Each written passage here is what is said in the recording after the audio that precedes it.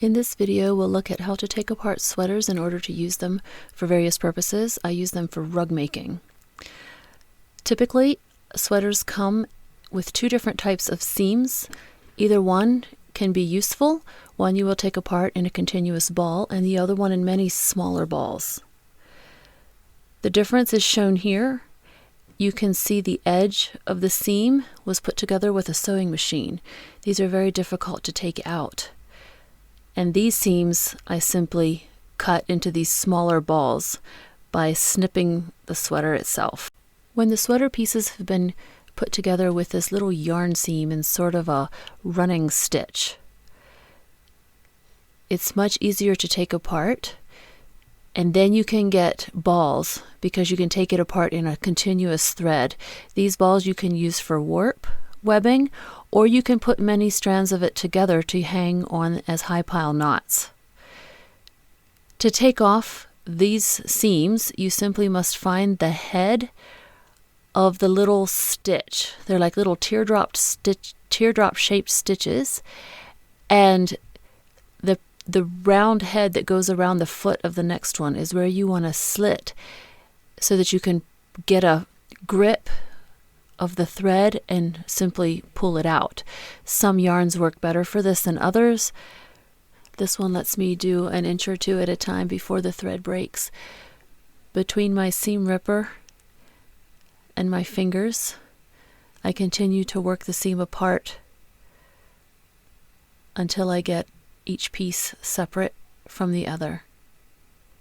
This little sweater vest was put together with the collar having a machine sewn stitch around it. So I could take apart the edges of the shoulder seams that go around the front of the collar in small pieces, but for my purposes it's not worth salvaging that little bit of yarn. For this one, I decided to just cut off those pieces and begin pulling off a ball from this part right here. First of all, I have to go through and pull out all the little pieces from the scissors that were cut from the scissors. They'll make a kind of a mess. It makes it feel like you can't get anywhere. But once you get all of those cleared out and any sort of threads that got, if you didn't cut straight with the row, you might have to straighten up your rows. I usually do. Then you get to the easy part. At this point, the thread should just keep coming in a continual line. So once I know I've got it going, then I start making some sort of ball.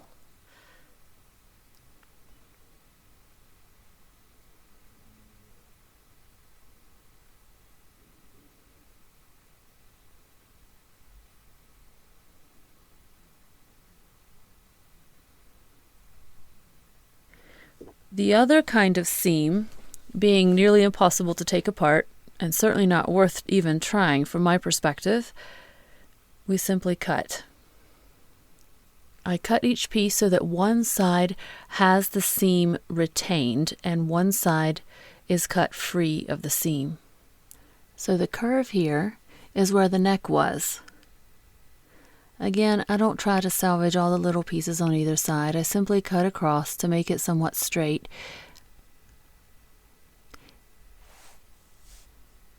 You can see here that I have the selvage edge on one end and the other side is cut. That selvage is going to stop all my threads as I get there. Again, I have to pull out all the little half threads that got cut. Once all the short cut threads are clear, I can begin pulling strands back. They stop when we get to that selvage edge or that seam edge that I left on the other side. I pull them off in groups of 4, 5, 6, depending on how thick the thread is. I'm usually aiming for something approximately the thickness that I'm going to want to work in high pile knots. This version of thread being short, it's not very convenient to use as regular weaving thread, but it works great for the knots.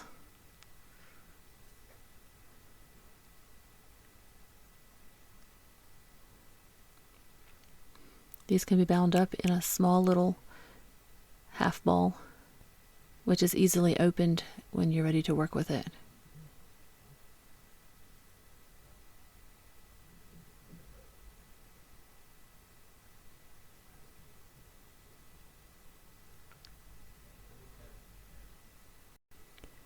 You can see the curve of the fabric around what was the armhole. I often will snip in closer as the curve goes. When I'm working with a striped sweater, I like to keep the colors separate so that when I'm working on the rug, I can pick my colors more easily and don't have to separate it then.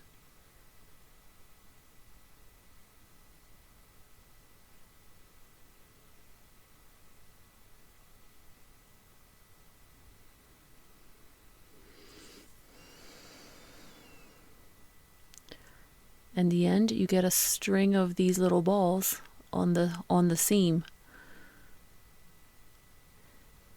To use them, you simply cut them off with a knife or scissors right at the top, and then you can unravel the ball as you work, or pull it apart at the beginning to add a second one to it if you need a thicker one, and you can begin hanging these on the warp webbing of your rug.